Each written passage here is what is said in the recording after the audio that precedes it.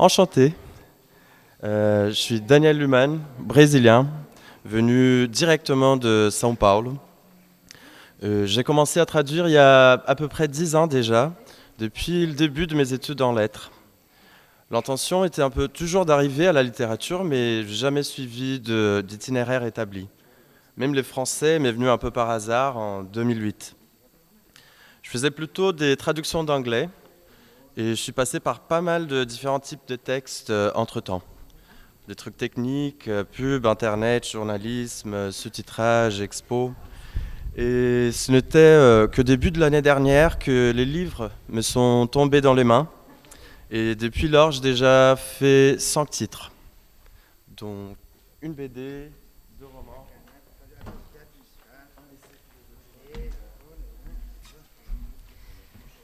Je m'appelle... je ne sais jamais comment dire. Bon, Hélène Harry, enchantée. Je suis née à Paris et habite à Lisbonne. Entre ces deux villes, une cartographie plutôt sinueuse autour de... Comment je pourrais dire ? De l'ailleurs, de l'étranger, de l'autre. Bref, plusieurs longs séjours hors de l'Hexagone, principalement en Russie et en Amérique latine. Le portugais est venu à moi il y a 8 ans à travers la musique brésilienne, notamment Caetano Veloso et Chico Buarque. La traduction, étonnamment, est une vocation tardive. Je ne sais toujours pas pourquoi je n'y ai pas pensé auparavant, tant elle m'est apparue comme une évidence. Donc, depuis 3-4 ans, je me consacre à la traduction du portugais, de l'espagnol et, de manière plus secondaire, du russe. Et je traduis surtout des articles de sciences humaines, des scénarios, des sous-titres et des BD. Traduire des romans reste cependant mon objectif premier. Et c'est pour traduire mon premier roman que je suis ici à Arles, à la Fabrique des traducteurs, un cadre on ne peut plus propice, avec des compagnons de première classe. Et donc j'ai choisi de traduire Antonio de Béatrice Bracher, une auteure brésilienne qui vit à Sao Paulo et qui a publié 3 romans dans les années 2000.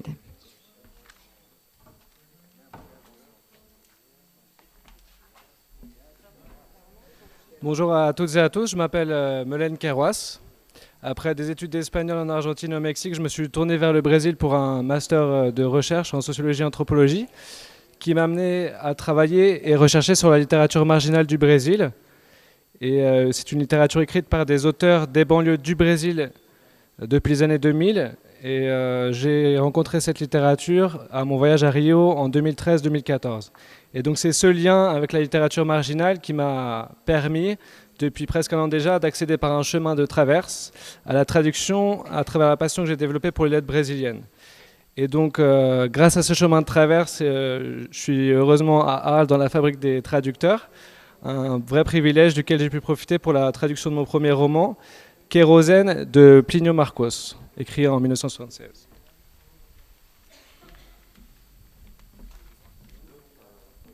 Je m'appelle Vinícius Carneiro, je suis un des traducteurs brésiliens de la Fabrique. Je viens de Porto Alegre, où je viens aussi de finir mon doctorat sur l'Oulipo, ouvrage de littérature potentielle, et le roman La disparition de Georges Perec, lequel j'ai commencé à traduire, mais ici à Arles, je suis en train de travailler sur un roman aussi d'Alfred Jarry qui s'appelle Gestes et opinions du docteur Faustrol, pataphysicien. C'est un texte posthume de 1911.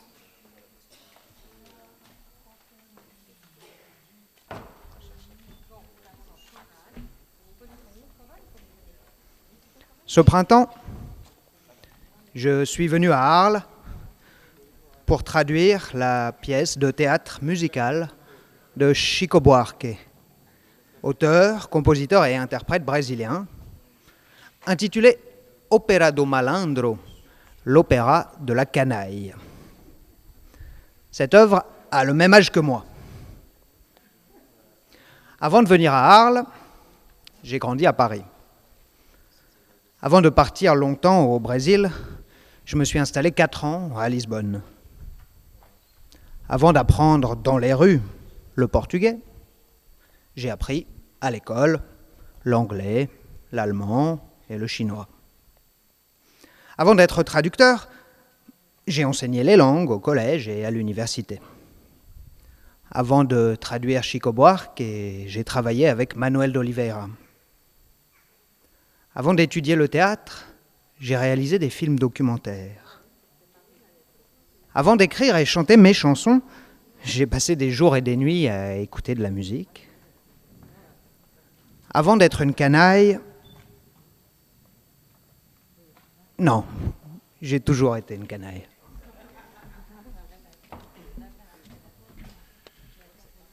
Et puis, monsieur, madame, mademoiselle, je dois me présenter. Mais voilà un grand problème. D'abord, il faudrait que je sache qui je suis. Et là, très sincèrement, je n'en sais rien. Sur mon passeport, il est ici, c'est écrit, voilà, nom Wakamatsu, prénom Takashi, pas Takashi. Date de naissance, 11 de novembro de 1976. Né à São José dos Campos, São Paulo. Brésil, terre, système solaire, voie lactée, énième rêve de Brahma. Ce qui ne veut rien dire. Après tout, ceci n'est que du papier et de l'encre. Mais voici un Brésilien de plus, noir et crasseux. Avec les relents déployés de mes aisselles, quand celui des Français ne m'arrive pas même à la semelle. Vous trouvez peut-être un peu bizarre que je sois plutôt blanc. Le peuple brésilien, métis jusqu'au fond des veines, a l'habitude de dire, pour reconnaître les mérites d'un noir, qu'il s'agit d'un noir à l'âme blanche. Cadê o blanche? Et puis, monsieur, madame, mademoiselle, moi, je suis un blanc à l'âme noire et crasseuse, comme l'hallucination de Spinoza dans l'essai littéraire anthropo-philosophique écrit par Jean-Christophe Godard, prof de philosophie à Toulouse. Dans ce livre, encore inédit, il poursuivit et développe l'élan de l'anthropophagie critique.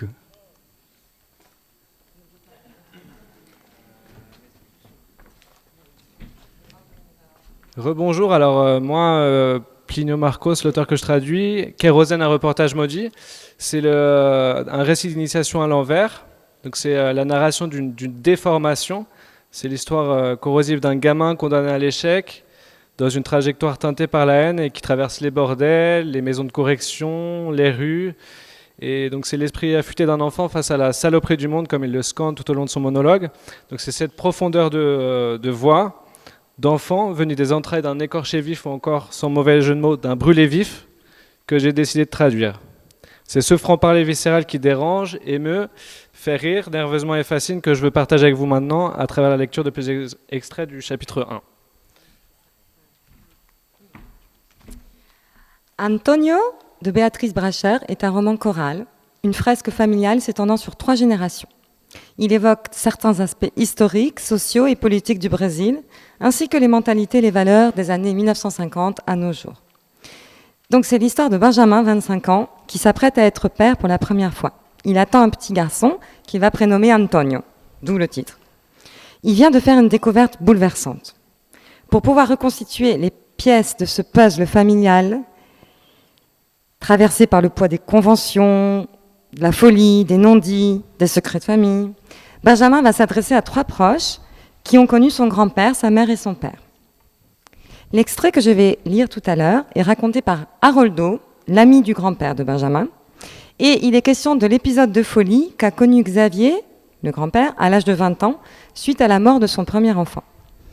Et l'extrait donc donne à voir la personnalité complexe de cet ami et présente la famille dans laquelle il a grandi et contre laquelle il s'est rebellé.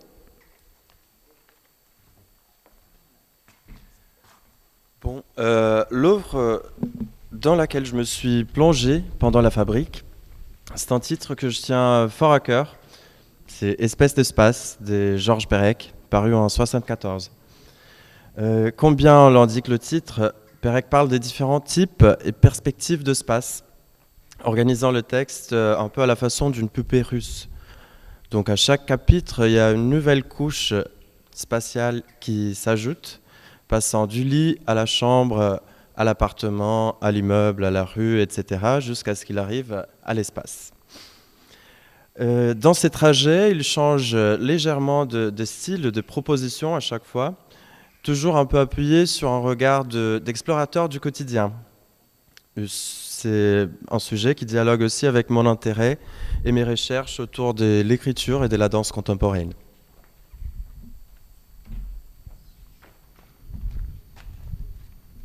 Mes études sur l'Oulipo m'ont porté vers le collège de la pataphysique des Boris Vian, Raymond Queneau, qui m'a porté vers le roman de Jarry, Geste opinion de Dr. Faustrol. Et mon but ici était dans le cadre de la fabrique du collège des traducteurs, traduire le roman qui a inspiré le collège des pataphysiques. Toutes les deux, le collège des traducteurs à Arles et le collège de pataphysique, des collèges des sciences des solutions imaginaires.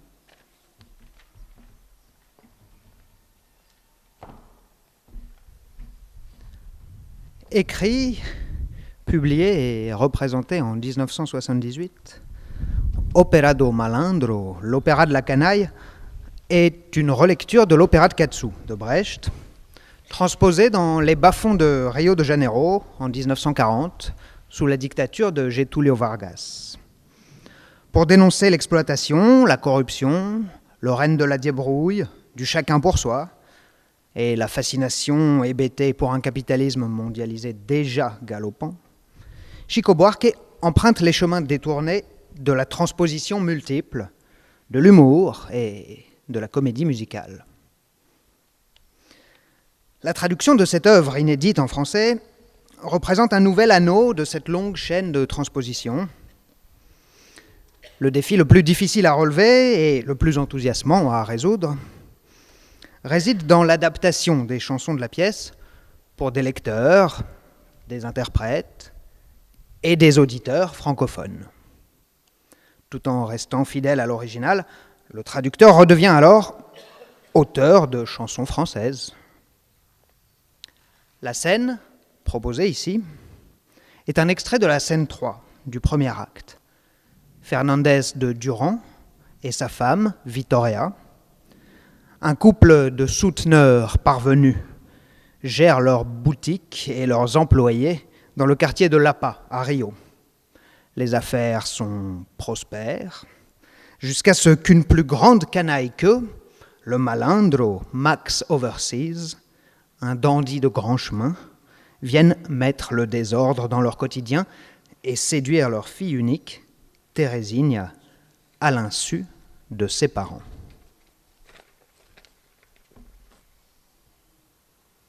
Maison de Durand. Entre Teresinha. Sa mère Vittoria ne la voit pas. Son père, Durand, se lève et tape du poing sur le bureau. Durand. Enfant de putain! Vittoria. Je te demande pardon? Durand. Comment as-tu encore le culot? Vittoria, demande à ta fille comment elle trouve encore le courage de se présenter devant ses parents. Vittoria. Ma fille? Oh, Teresinha, tu as tellement tardé. Teresinha. Maman, dis à papa que je suis seulement venue te dire au revoir et récupérer quelques vêtements de rechange. Vittoria. Ma fille, te voici, grâce à Dieu. Figure-toi qu'on a colporté une horrible rumeur à ton sujet. Imagine un peu. On a raconté que tu avais épousé un délinquant, un filou, un païen. Alors ton père, forcément, ça l'a rendu nerveux, tu t'en doutes. Teresinha, pour l'amour du ciel, veux-tu bien réfuter illico tous ces mensonges? À moins que tu ne veuilles voir ton père mourir de chagrin et ta mère d'une crise cardiaque. Teresinha. Si c'est au capitaine Max Overseas que tu fais référence, maman, eh bien, oui, je l'ai épousé. Vittoria. Oh, mon Dieu, soutenez-moi. Je crois que je vais faire un malaise. Elle est prête à s'évanouir. Teresinha lui tend la petite tabatière posée sur la table. Prends une prise de tabac. Prends-en même deux. Durand. Dès que tu auras retrouvé tes esprits, dis à ta fille qu'on lui interdit de revoir cette crapule. Teresinha. Maman, Je suis une femme mariée et émancipée. Tu sais bien que la place d'une épouse, c'est auprès de son mari. Vittoria. Ma fille, mais où a-tu donc la tête? Qui épouse un soldat ou un bandit renonce à garder son mari. Et maintenant, dis-moi de quoi est-ce que tu penses pouvoir vivre? Durand. J'aime autant te prévenir, je t'ai sucré ton argent de poche. Teresinha. Mais voyons, maman, je vais faire exactement comme toutes les femmes qui se respectent. Je vais vivre du travail de mon mari. Durand. Ce capitaine n'a jamais travaillé de sa vie, c'est un voleur. Teresinha. Tu peux le traiter de voleur si tu veux. Moi, ça ne me fait rien. Plus personne ne fait attention à ces choses-là. Cet Allemand qui écrit pour le théâtre, là... Comment s'appelle-t-il déjà? Einstein? Non. Ah voilà, Bertolt Brecht. En voilà un autre de sacré voleur. On m'a dit que ce Brecht, il pique toutes ses idées chez les autres et qu'il en fait des merveilles. Tu vois, on s'en contrefiche d'où vient la richesse des gens. Ce qui compte, c'est ce qu'on en fait de cette richesse. Max, par exemple, ce n'est pas lui qui irait cacher son argent sous un matelas, ni le prêter à des taux d'usurier. Et surtout, ce n'est pas lui qui irait habiter dans une maison infecte du quartier de la Pas dans le seul but de surveiller les affaires de prêt. Non, ce qu'il va faire, Max, c'est organiser une réception grandiose dans notre futur bungalow sur les hauteurs. Tu es invité, maman. Vittoria. Teresinha, ce pervers t'a acheté en te faisant miroiter un bungalow. Mais quelle gamine tu fais! Ah non, dis-moi la vérité, qu'est-ce que tu as vu chez cet homme dont tu puisses tirer profit? Teresinha. Je n'ai rien vu du tout. Je me suis mariée les yeux fermés. Je me suis mariée par amour. Durand. Qu'est-ce que c'est que cette histoire? Teresinha. L'amour. L'amour n'a pas de frontières. L'amour renverse toutes les barrières. Seul l'amour peut construire. Et nous allons faire construire un bungalow à Teresopolis. Elle monte les escaliers en chantonnant. Durand. Mais où est-ce qu'elle est allée chercher de pareilles crétineries? Vittoria. Pas chez nous, en tout cas. Durand. Nous ne lui avons jamais donné le mauvais exemple. Vittoria. Non, c'est sûrement l'influence de ces maudits feuilletons sur Radio Nationale. Durand. Je vais le balancer par la fenêtre, moi, ce poste. Teresinha redescend avec sa valise. Vittoria. Teresinha, ça peut arriver que deux personnes s'aiment, comme dans les feuilletons. Mais dans la vraie vie, si on aime quelqu'un, la dernière chose à faire, c'est de l'épouser. Épouse n'importe qui d'autre. Comment crois-tu que notre mariage dure depuis si longtemps? Chez nous, peu importe, il n'y a ni amour, ni désamour. Durand. Ni chaud, ni froid. Vittoria. Ni blanc, ni noir. Et alors, le mariage peut durer toute la vie. On appelle un chat, et comme ça, c'est du béton. Durand. Plus solide qu'une banque. Vittoria. Teresinha. Personne ne peut supporter les défauts de la personne aimée plus longtemps qu'un week-end sur l'île de Paqueta. Après ça, la personne aimée, mais elle devient insupportable. L'amour se change en exigence. L'exigence se change en frustration, qui se change en rancœur, qui se change en haine. Et cette haine-là, elle est fatale. Alors il n'y a pas de pardon qui tienne, Teresinha. On ne peut pardonner qu'aux gens que l'on n'aime pas. L'orchestre attaque à un rythme de valse. Teresinha chante la chanson Teresinha. Le premier m'est arrivé, venant de chez le fleuriste. Il apporta une poupée et une broche d'améthyste. Il raconta ses voyages, me vanta ses avantages, me montra sa montre ancienne, et il m'appelait sa reine. il m'a trouvé sans défense. Il a su toucher mon cœur, mais devant tant de patience, j'ai dit non, car j'ai eu peur.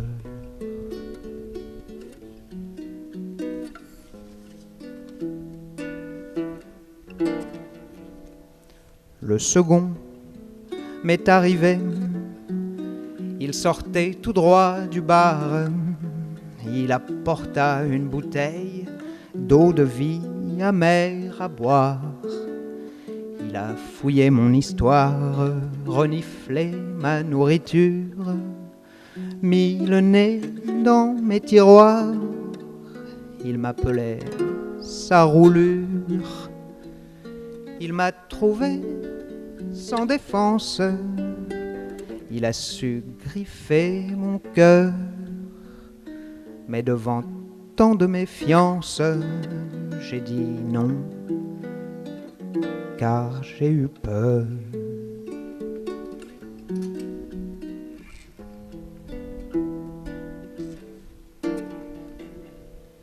Le troisième m'est arrivé comme sorti de nulle part. Il ne m'a rien apporté, n'a rien cherché à savoir. Son nom, il ne l'a pas dit, mais je sais ce qu'il réclame. Il s'est couché dans mon lit, il a fait de moi sa femme.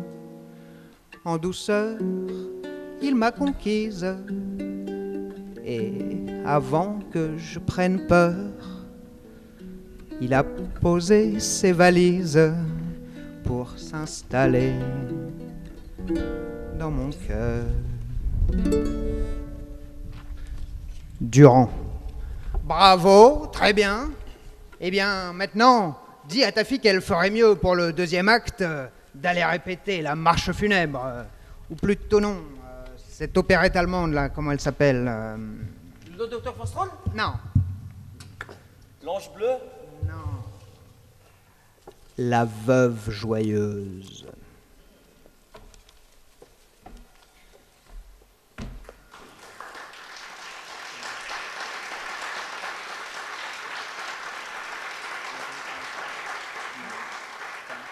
Espèce d'espace, Georges Perec. Tout à fait. Avant-propos.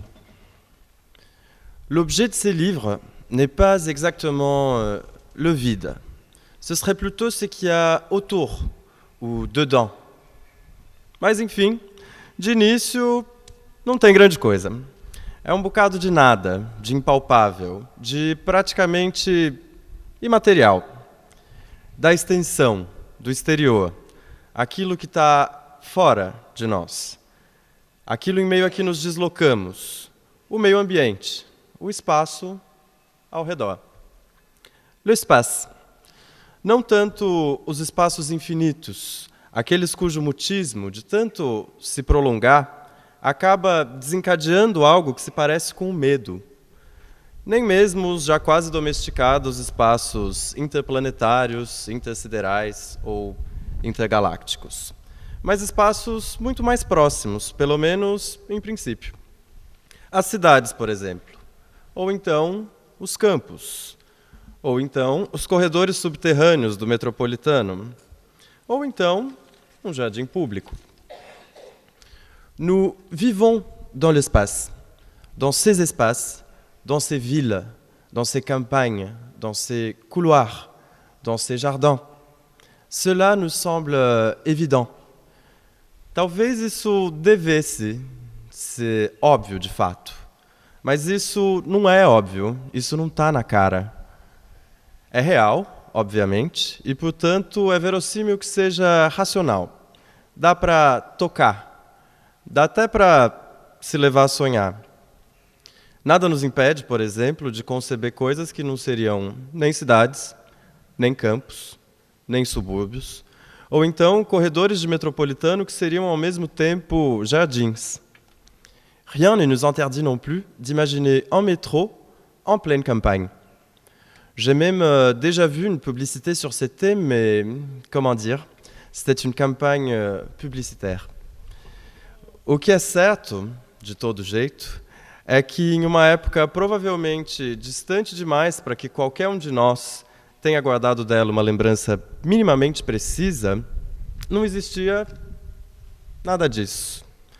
Nem corredores, nem jardins, nem cidades, nem campos.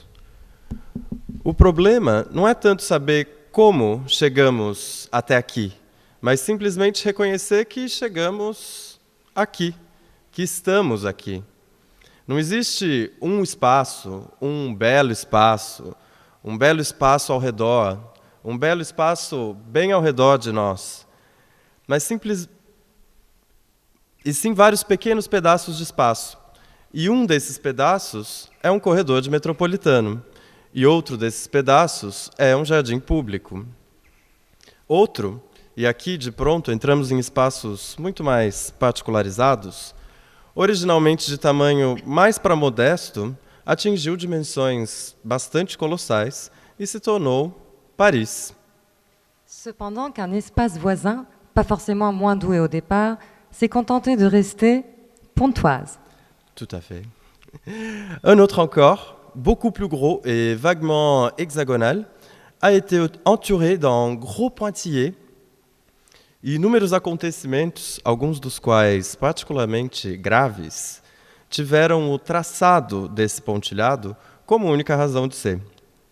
E foi decidido que tudo aquilo que se encontrava dentro da linha pontilhada seria pintado de roxo. Et s'appellerait France. Ao passo que tudo que se encontrava fora da linha pontilhada seria colorido de maneira diferente. Mas do lado de fora do hexágono mencionado, não queriam de modo algum ser coloridos uniformemente. Tal pedaço de espaço queria sua cor, outro pedaço queria uma outra. D'où le fameux problème topologique des 4 couleurs, non encore résolu à ce jour.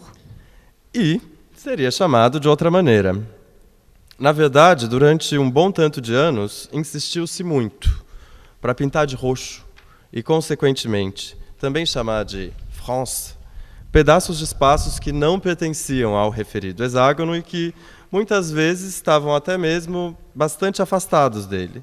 Mas, no geral, isso acabou não colando tão bem. Enfim, Bref, os espaços foram se multiplicando, se fragmentando, se diversificando. Hoje em dia, tem de todos os tamanhos, de todos os tipos, para todos os usos e para todas as funções.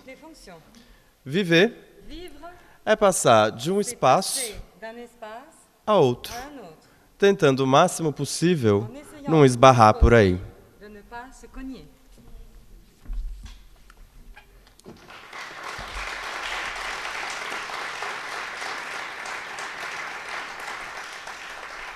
Antonio de Beatrice Bracher, chapitre 6, Haroldo.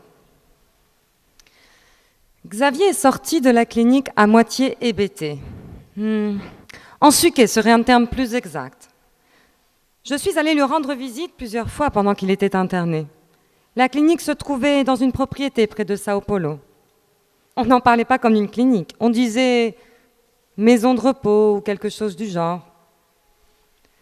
Si cela avait eu l'air d'un hôpital, moins propre et plus étouffant, le contraste avec l'état de mon ami ne m'aurait sans doute pas autant choqué. On lui avait rasé la tête, à cause des électrochocs, je suppose. Il était tout bouffi, rond comme une pleine lune. Il faisait de la peine à voir, un beau garçon d'un peu plus de 20 ans, qui avait toujours attaché beaucoup d'importance à son apparence. J'y suis allée plusieurs fois avec tes arrière-grands-parents. C'était encore plus pénible que d'y aller seule. Donna Silvia s'imprégnait du même esprit chrétien qui la retenait chez elle tous les jeudis, en compagnie d'autres dames, pour tricoter des pulls destinés aux enfants de mères célibataires. Je me souviens très bien de la dernière visite avec ton arrière-grand-mère, pardon. Mais c'était vers la 3e semaine, et c'est la dernière fois qu'elle y est allée. Xavier était assis sur le lit défait, adossé contre le mur, un livre sur les genoux, le regard dans le vide. Au son de la porte et en entendant la voix du directeur, il a lentement tourné la tête et nous a fusillés du regard. Son corps s'est raidi et il s'est remis à fixer le mur. Il était décati, vêtu d'un pyjama de la clinique, pieds nus, mal rasé, et ses cheveux qui repoussaient le démangeaient. Donna Silvia l'a embrassé et a commencé à lui montrer ce qu'elle lui avait apporté. Xavier était toujours aussi hagard. Sa mère rangeait les choses dans la chambre, réajustait les rideaux. Bref, elle faisait du bruit. Mais Xavier ne regardait ni les magazines, ni les vêtements, ni les plaids, ni les friandises, ni les souvenirs envoyés par les tantes et les cousines. Il n'écoutait pas ce qu'elle lui racontait. La maladie de sa grande-tante, la naissance du fils de sa cousine, le mariage de son ami. Il ne réagissait pas à la politique gouvernementale, nationale ou internationale. Donna Silvia s'est calmée, s'est assise sur le lit à côté de son fils, lui a posé la main sur la jambe. Xavier a frissonné et a eu un mouvement de recul. « Tu lis la Bible ? Dieu écrit droit avec des lignes courbes. C'est le retour du fils prodigue. C'est vrai que tu n'es jamais vraiment parti, mais tu t'es fait un petit peu oublier ces derniers temps. Ce n'est sûrement rien. Ce qui est fait est fait. Je te conseille les psaumes. Dans les moments difficiles, cela fait toujours du bien d'être en contact avec Dieu. Ce n'est même pas toujours nécessaire de comprendre. Rien que la répétition des mots et leur mélodie apaise, éclaire, console. Je te recommande aussi les épîtres de saint Paul. Quoique, en ce moment, il vaudrait mieux l'éviter. Il est bien trop sévère. C'est le texte intégral ?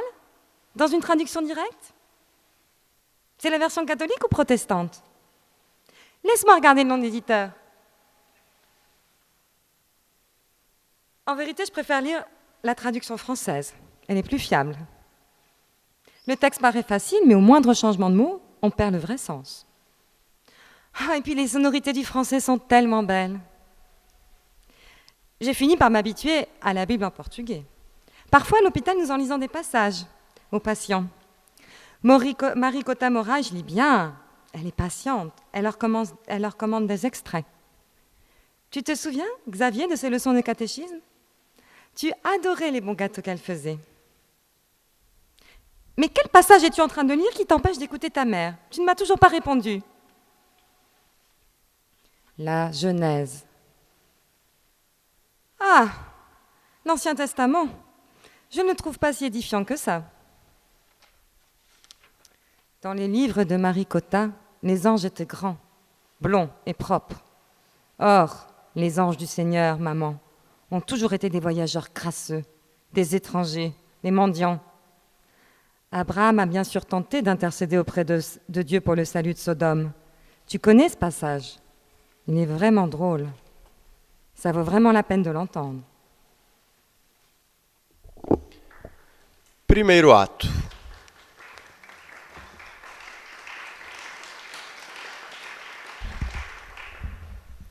Primeiro ato. Ao norte, nada. Ao sul, nada. A leste, nada. A oeste, nada. No centro, nada. Descem as cortinas, fim do primeiro ato.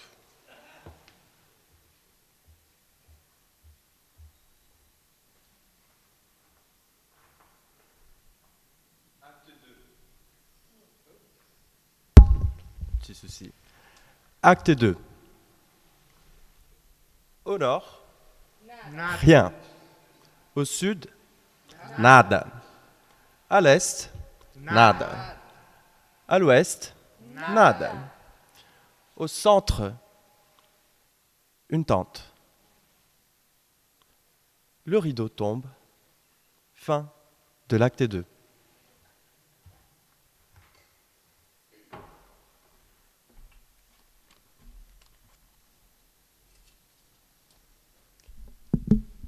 Terceiro e último ato. A norte, nada. Ao sul, nada. A leste, nada. A oeste, nada. No centro, uma tenda. E na frente dessa tenda, uma ordenança, lustrando seu par de botas, avec du cirage lion noir. Descem as cortinas, fim do terceiro e último ato. Mur. Je mets un tableau sur un mur. Ensuite, je m'oublie qu'il y a um mur. Não sei mais o que tem atrás dessa parede. Não sei mais que tem uma parede. Não sei mais que essa parede é uma parede. Eu não sei mais o que é uma parede. Eu não sei mais que tem paredes no meu apartamento e que se não tivesse parede, não teria apartamento. A parede não é mais aquilo que delimita e define o lugar onde eu vivo, o que o separa dos outros lugares onde vivem os outros. Ela não passa de um suporte para o quadro. Mais j'oublie aussi le tableau. Je ne le regarde plus. Je ne sais plus le regarder. Eu pendurei o quadro na parede para esquecer que havia uma parede. Mas ao me esquecer da parede, eu me esqueço também do quadro. Quadros existem porque paredes existem. É preciso poder esquecer que as paredes existem e não encontramos nada melhor para isso além dos quadros. Les tableaux effacent les murs. Mais le mur tue les tableaux. Ou então, seria necessário trocar continuamente, ou de parede, ou de quadro, pendurar outros quadros na parede sem parar, ou trocar o quadro de parede o tempo todo.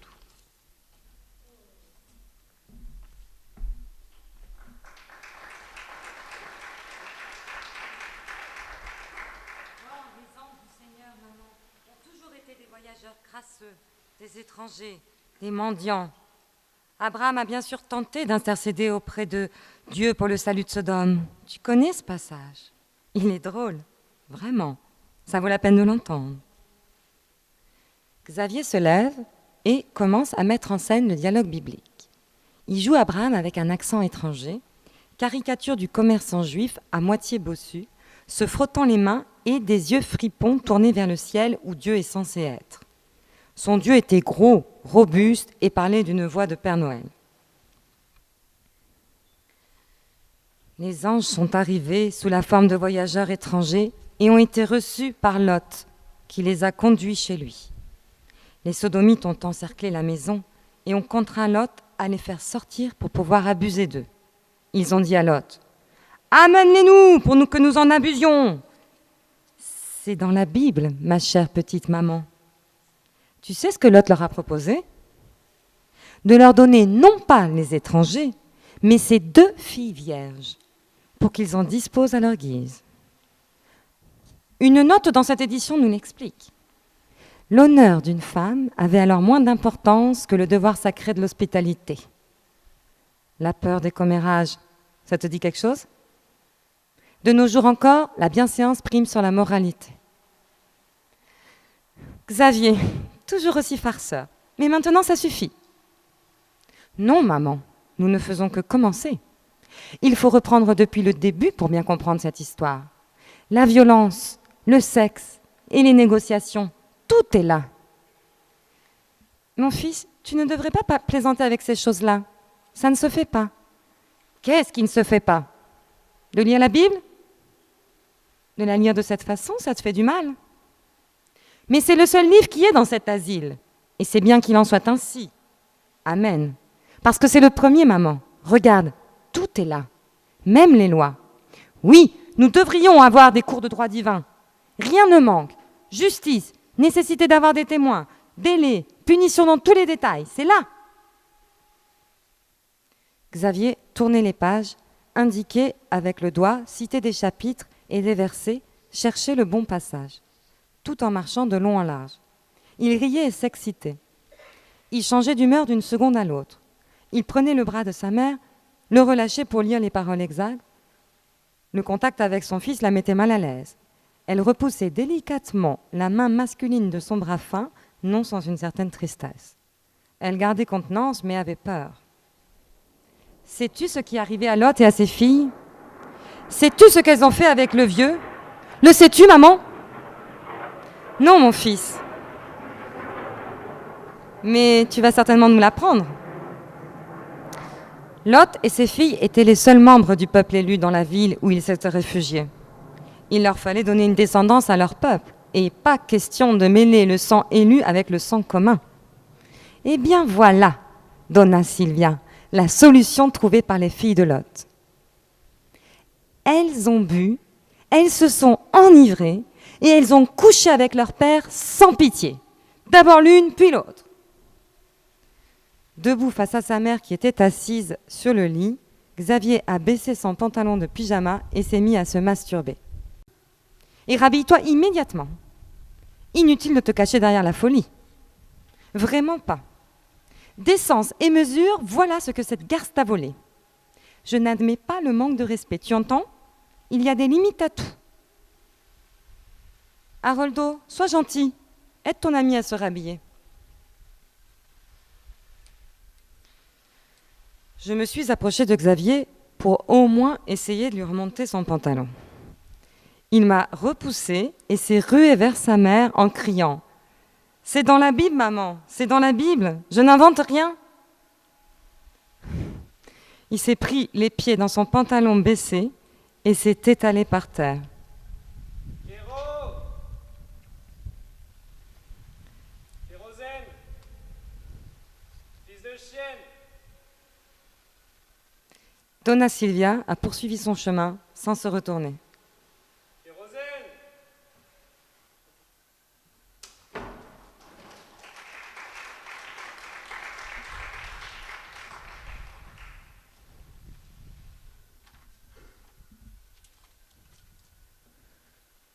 Soit t'es né sous une bonne étoile, soit les astres t'ont chié dessus. Il n'y a pas vraiment le choix, c'est comme ça. Il y a ceux qui ont tout dès le départ et ceux qui s'en prennent plein la gueule. Rien à faire. C'est une putain de loterie qui fout la gerbe. Surtout si on a décroché le gros lot. Moi, un charognard s'est perché sur ma ligne de chance, dès le début ça a foiré. Mon connard de père a bourré de foutre ma connasse de mère, elle s'est tirée en abandonnant cette pauvre cloche à son. Et merde, je suis en cloque. J'ai jamais su à quoi il ressemblait. Et s'il a lâché du fric sur la table en partant, je parie que même ma garce de mère a pas vu sa tronche. Putain de mauvaise pioche. Aujourd'hui encore, j'ai toujours pas pigé. Jamais je pigerai pourquoi elle a pas fait un nœud à ses trompes. Ou pourquoi elle a pas essayé de me chier dans la cuvette à coups de laxatifs qui te font sortir même les tripes. Je serais devenu un ange. Ça aurait été mieux. Mais non, c'était plus fort qu'elle. Cette fêlée m'a lâché dans le monde, dans cette saloperie de monde. Elle m'a lâché, elle a déconné, puis elle a fait le grand saut. C'est Jus qui m'a raconté tout ça. C'était une collègue de ma mère au bordel de Violetta. Une maquerelle immonde, obèse, qui suintait la gonorrhée par tous les pores. Jus a tout vu de ses propres yeux. Des yeux qui finiront bouffés par les vers si c'est pas déjà fait. Un boxon a coupé les ailes à la chance, mon arrivée. Un foutoir tonitruant. Je commençais à peine à brailler que l'immonde maquerelle s'est mise à brailler encore plus fort. « Vire-moi ce morveux d'ici, envoie-le chez les bonnes sœurs, débarrasse-toi de lui. Un gamin, ça n'a rien à faire dans un bésodrome, ça porte la poisse, ça fait fuir le client. » Ma mère a bien tenté d'amadouer Violetta. « Comment je vais faire ? Je veux l'élever ce bébé, c'est mon fils, je veux le garder. » Mais pas moyen de l'attendrir, cette vieille peau a rien voulu entendre. « J'en sais rien et je m'en tape, c'est pas une maternité ici. Alors démerde-toi, mais pas question qu'il crèche ici, c'est clair ? » Fin de la discussion. C'est comme ça que ma mère et moi, on s'est retrouvés à la rue. Pour fêter sa liberté, elle m'a enveloppé dans un châle, elle m'a abandonné devant la porte du claque de la vieille truie et elle a pété les plombs pour de bon. Elle a bu jusqu'à ce que la cachasse lui ressorte par les oreilles. Ou jusqu'à ce qu'elle ait plus d'oseille. J'en sais rien. Tout ce que je sais, c'est qu'une fois qu'elle était bien torchée, elle s'est enfilée du kérosène. Elle a clamsé, mais doucement, tout doucement. Elle a quitté le rade pour aller se vautrer devant la porte de l'église du Valongo. Elle a bien morflé avant de passer l'arme à gauche. Elle s'est tortillée comme un ver pendant des plombs. Elle gémissait, chialait, dégueulait, chiait, pissait, invoquait Dieu, les saints et priaient pour moi. Il y avait des tas de gens qui se jetaient. Personne n'a bougé, personne n'a appelé l'ambulance, rien, que dalle. Tous ces minables étaient sourds à la douleur des autres. Ce qu'ils voulaient, c'était se rincer l'œil, pas question de foutre le camp. Remarque, ça se comprend, c'est pas tous les jours qu'on voit une pute boire du kérosène. De toute façon, dans la jungle des rues, c'est la loi du chacun pour sa gueule. Ma mère a canné, c'est elle qui l'a voulu, à ce qu'on m'a dit. Personne l'a forcé à boire du kérosène, alors le reste, on s'en fout, hein. Le corbillard a emporté ma pauvre mère, puis Madame Violetta a décidé de me recueillir et de m'élever. Pour moi, ça n'aurait pas pu être pire. C'est pas par gentillesse ni par remords que l'immonde taulière est allée me repêcher dans la rue. Elle avait fait des crasses à ma mère. Mais ça comptait pas. Elle avait toujours fait des crasses à tout le monde. Les tapineuses de la rue Xavier da Silveira en savent quelque chose. Elle ne pouvait pas entendre le nom de cette chienne galeuse sans cracher de dégoût. Elle préférait encore tomber sur Moraes, une pourriture de flic, plutôt que sur la Violetta du 103. Elle ne pouvait vraiment pas la saquer. La mère Macrel faisait de cadeaux à personne. Ça, je le sais. Cette chienne m'en a fait voir de toutes les couleurs. La seule chose qui l'excitait dans la vie, c'était de baiser les autres jusqu'à la moelle. Vraiment sans pitié, la teigne. Moi, c'est pas par peur des ragots qu'elle m'a ramassé. D'après les femmes du coin, c'était de sa faute si ma mère avait bu du kérosène. Et elle menaçait de pendre ces sales trouilles à un lampadaire si je devais y passer. Alors elle a mis de l'eau dans son vin. Fallait bien qu'elle les sauve, ses fesses. Du coup, pour calmer le jeu, elle m'a recueilli. Violetta, cette sale truie puante et visqueuse, m'a fait baptiser dans l'église du Valongo. Pas parce que c'était là où s'était tuée ma mère, non, rien à voir. Le truc, c'est que dans cette saloperie d'église, il y a une sainte vierge dont tous les bigots du coin disent qu'elle fait des miracles et tout le tralala. C'est une longue histoire que j'ai déjà entendue un paquet de fois sur les docks. Ça remonte à loin. Ils voulaient démolir cette saloperie d'église pour en faire une saloperie de gare. Ils ont commencé à faire tomber les murs de cette saloperie d'église, mais cette saloperie de sainte n'a pas voulu dégager de cette saloperie d'hôtel. Faut voir comment ils en ont chié. Ils ont dû aller à la pioche et tout le tintouin. Alors ils ont commencé à faire courir la rumeur que c'était un miracle, et ils ont laissé la sainte et tout son attirail en place et la gare en prime. Et ils ont réussi à faire rentrer les deux. Et les putes de la rue Xavier da Silveira ont commencé à fréquenter cette saloperie d'église entre deux passes, dans l'attente d'un miracle qui s'est jamais produit. Et les putains sont devenus de plus en plus putains dans cette putain de vie. Mais la question, elle n'est pas là. En fait, c'est dans cette église que Violetta m'a fait baptiser. Elle m'a donné le prénom du saint du jour, Geronimo, et le nom de ma mère, Piedade. Geronimo da Piedade, fils d'une pute et d'un père inconnu au bataillon. Filleule d'une maquerelle qui est devenue à la fois ma marraine et ma daronne. C'est vrai qu'elle me donnait à manger et qu'elle m'emmenait à l'école, mais, et il y a toujours un mais, elle se défoulait sur moi à grands coups de tatane. Il suffit qu'il disait qu'elle soit de mauvais poil pour qu'elle me balance. Kérosène, fils de pute, ingrat. Cette garce m'avait donné comme prénom Geronimo, mais elle m'appelait tout le temps Kérosène. Kérosène, tu manques pas d'air. Tu te prends pour qui? Fils de roulure et de cocu. Je m'étais jamais pris pour personne, putain. Mais elle s'en donnait à cœur joie. Mais moi, j'en avais plein d'autres, tous merdiers. Je pouvais plus la saquer, la sale taulière. Elle me filait de plus en plus la gerbe. À l'époque, elle avait viré Brute Minou. Elle passait son temps à fricoter avec les petites jeunes. Elle les payait comme un mec. Un jour, elle a fait du gringue à une certaine Odette, une fille fraîchement arrivée de sa cambrousse. Mais la petite, elle n'est pas rentrée dans son jeu. Elle a fait un scandale. Elle l'a traité de tous les noms et elle a pris ses clics et ses claques. Verte de rage, la vieille moule a pris un bâton et elle est venue se défouler sur mon dos. Mais elle n'aurait pas dû. Non, elle n'aurait pas dû. Moi, je lui ai arraché son bâton des mains et sans hésiter, je lui ai flanqué un énorme coup dans la tronche. Je lui ai fendu le crâne. On aurait dit un vagin. Ça pissait le sang. La mauvaise herbe ne meurt jamais, c'est bien pour ça qu'elle n'est pas morte. En tout cas, moi, je me suis bien fait plaisir.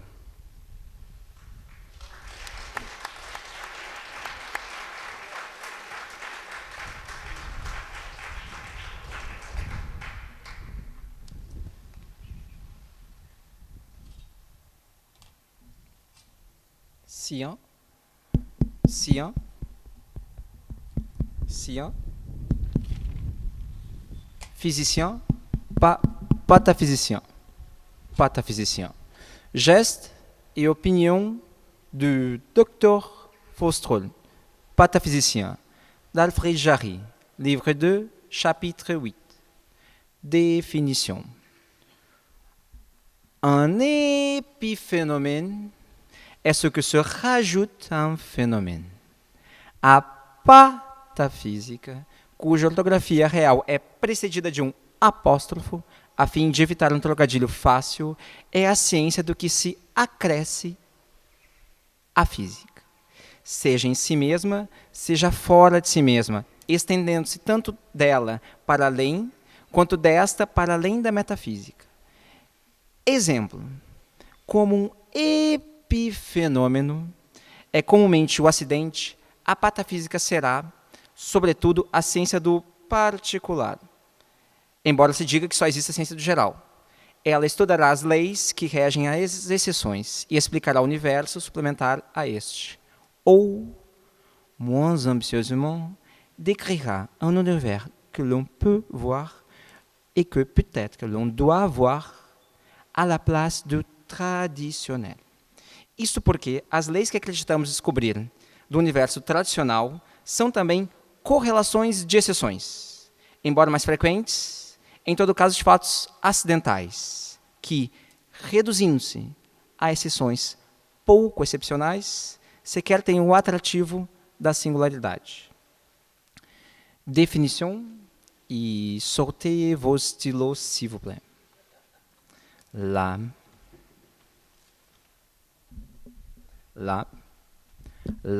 pataphysique est la science des solutions imaginaires qui accorde symboliquement au linéament les propriétés, 4 syllabes, des objets décrits par leur virtualité.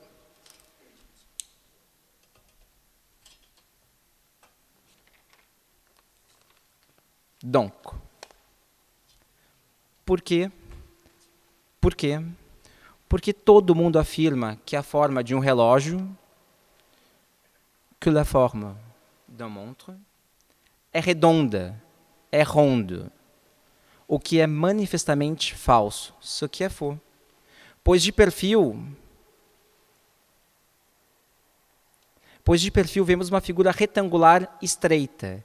De profil, on voit une forme rectangulaire étroite. Elliptique, si vista de viés. Elliptique de 3/4. Et pourquoi diable n'a-t-on noté sa forme qu'au moment où l'on regarde l'heure? Talvez sob o pretexto da utilidade. Mas a mesma criança que desenha o relógio redondo, desenha também a casa quadrada, de acordo com a fachada. E isso, evidentemente, sem nenhum motivo.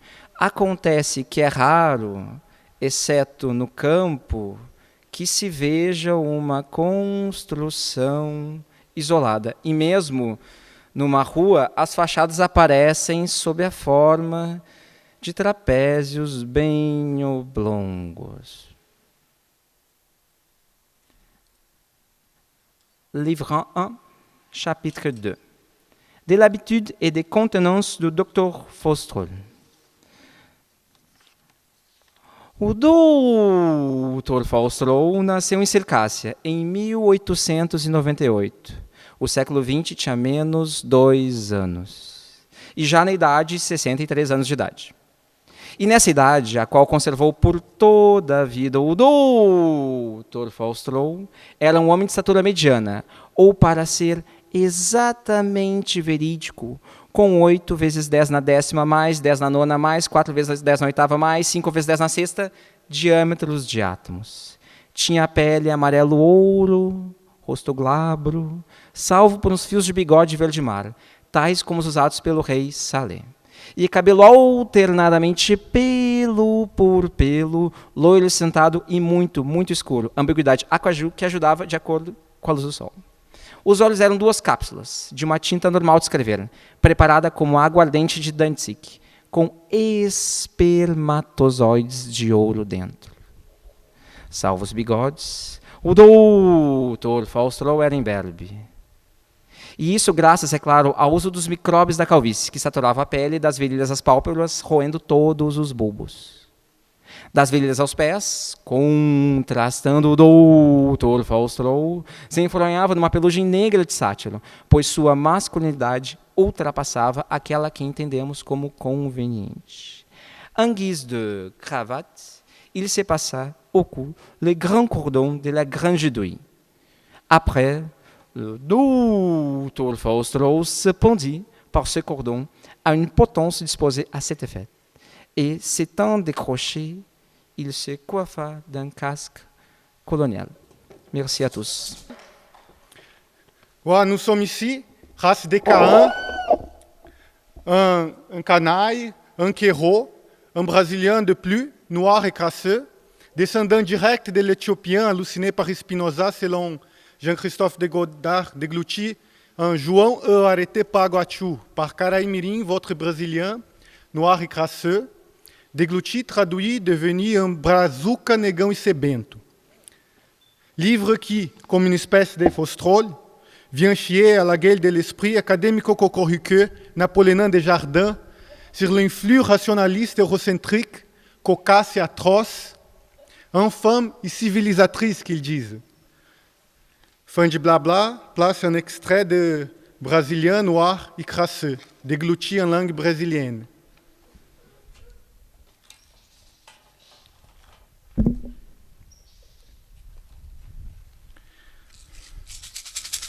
Davi Copenau viu numa miração o Deus Juruá, Teose, aquele cujas palavras enviesadas só conhecem a ameaça e o medo e manjam necas de pitibiriba da floresta. Mas é de rocha que viu ou tá de pupunha, com cerveja? Porque na real, mesmo com a Iacuana, ninguém conseguiu ainda fazer baixar sua imagem, vê-la dançar. Mas mesmo assim, o que Davi viu naquele dia, no dia em que tinha morrido por conta das epidemias Juruá, da caganeira Juruá, daquela merda de caganeira Juruá que devora o ventre e rói os ossos, é parecido com aquilo que os espíritos chamam Waiwairi, um ser de pele flácida e luminosa que dança sem sair do lugar, sacolejado por tripmiliques moles e medonhos. Nem que a vaca tussa que com o rapé a gente vê um troço desse. Jamais la poudre ne vous fait voir ça. Même la vieille poudre, la poudre molle. Pour le voir, il ne faut pas mourir de la poudre, mais de Shawara, de la maladie des Blancs. Sans la rougeole, la grippe, la malaria, la tuberculose et la pire de toutes les fumées d'épidémie Shawara affamée de chair humaine que les Blancs répandent sur la forêt, la fumée des minerais qu'ils extraient de la terre. Jamais personne n'aurait vu quelque chose d'aussi effrayant qu'une pareille fer que tenta te tranquilizar depois de ter te deixado com o cu que não passava uma agulha. Après vous avoir fichu une telle peur bleue. E leur fumée migrante epidémique couvre la forêt. Objetos, doenças, ideias, as mesmas fumaças letais. Quantos africanos negões e sebentos? Aos próprios amigos eles não amam. Fogem deles como o diabo da cruz. Vão todos muito longe, longe demais no esquecimento, mudar de alma para melhor trair. Mas estou cagando e andando para se me escutam ou deixam de escutar. Du moment que tu es là, toi, mon bento. Veja então como o estrangeiro, o gringo, o garimpeiro epidêmico, aqui como por tudo quanto é canto, leva seus pés nos caminhos sagrados, no rastro dos antigos, ceifa a árvore madura, arranca suas raízes e, para arrematar, corta a floresta de fora a fora como se fosse uma só árvore. Escuta o mercar nas grotas, num palavrório mais enrolado que tripa de bodó, e muitos querem virar brancos. Lambem o saco dos estrangeiros, servem-lhe de servants de valet, les servants des putains. Planta seus grãos e raízes de coração graines et enracine de cœur par-delà l'océan, un arbre-parole, obras palabras, qui fleurit comme fleurit le nouveau monde, un arbre à chant Yanomani. En mille bouches, entonnant sans relâche, sans jamais se répéter, dans toutes les langues qui se peuvent inventer, de magnifiques mélodies aussi innombrables que le sont les étoiles, dans la poitrine du ciel. Et 1000 arbres à belles paroles couverts de 1000 lèvres chantantes, et 1000 arbres à chant où toute musique se puise, sans quoi le monde serait sans musique. A pele, as próprias peles, eles não recobrem de desenhos. Uma vez as partes moles bem presas, Eles curiosamente as cobrem de cima a baixo de trapos de pele flácida, tecidos de matérias transformadas, vegetais, animais ou minerais. Chega a C'est ser même une Negócio grande da China affaire que la fabrication de desses ces trapos draps moles mous qui mobilisent des armées d'esclaves dans leurs colonies. Seuls les visages exposés au poison de leur fumée d'industrie qui ramollissent, dégringolent naturellement sous leurs yeux pochés à force d'agitation. Prospecção, extração, transporte por ar e por mar, papapá, transformação, transport par air et par mer, por mar, stockage, transport par air et par mer, commerce. transporte por ar e por mar, comércio, pereré, Ce pão qui doce, est peixe frito, caixa de épuisant. fósforo, morão de cerca, o que é Car ils n'ont de broxante, cesse. pois que não vão parar até Ils n'ont que de tenham cesse qu'ils n'aient broxado épuisé le o mundo. monde. Quando estão Parce de qu'ils sont saco là de cheio nous de nos chasser caçar pour nous para dévorer nos le devorar o cœur, coração, Ils constroem no construisent meio au do milieu de nada, nulle na part, terra do sur la país terre du morto, pays casas mort, em des massa maisons de en pedra, pâte de que pierre nos qu'ils nous empurram com offrent avec de pomposo grandes cerimonial. cérémonies. Mas eles Mais vão ils ont du mal.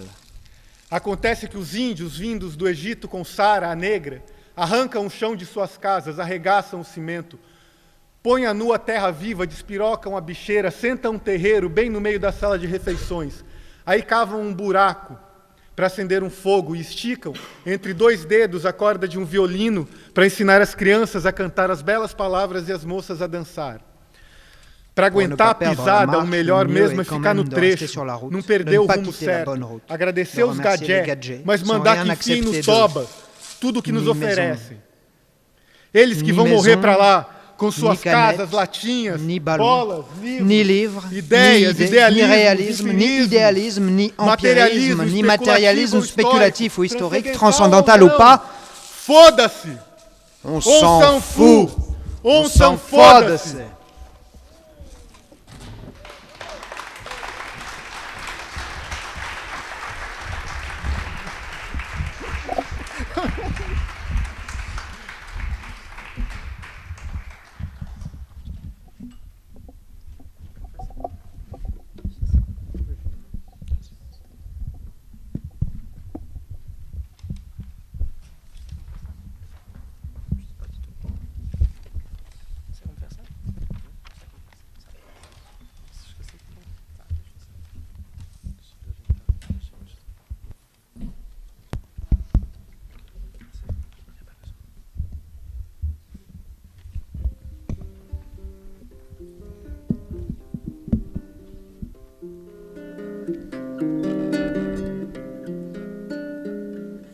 De tous ceux dont on se moque, sous les ponts ou sur les docks, elle a été la maîtresse,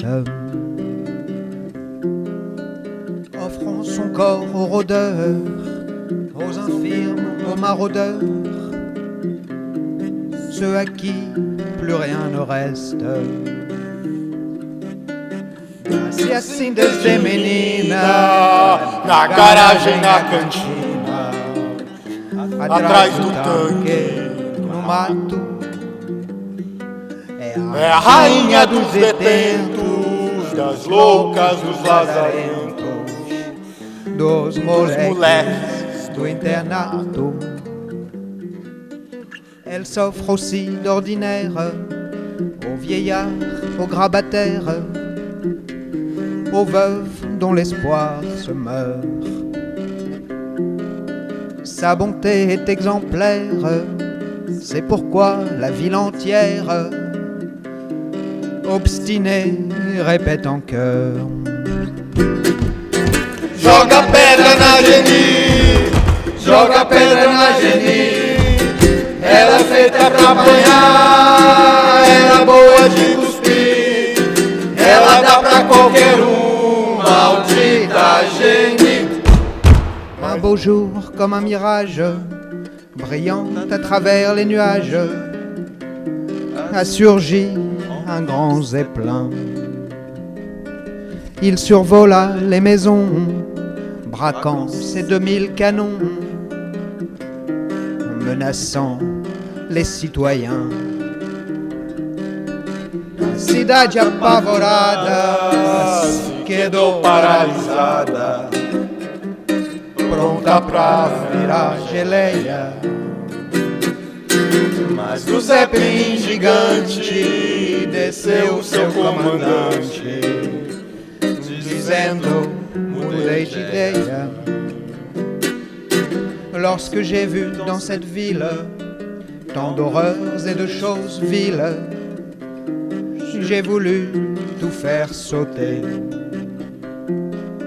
Mais pour éviter le drame, il suffit que cette dame vienne ce soir me gâter. Cette dame c'était génie, mais enfin pourquoi génie? Elle est bonne pour les crachats, elle ne mérite que ça. Elle s'offre à n'importe qui, maudite génie.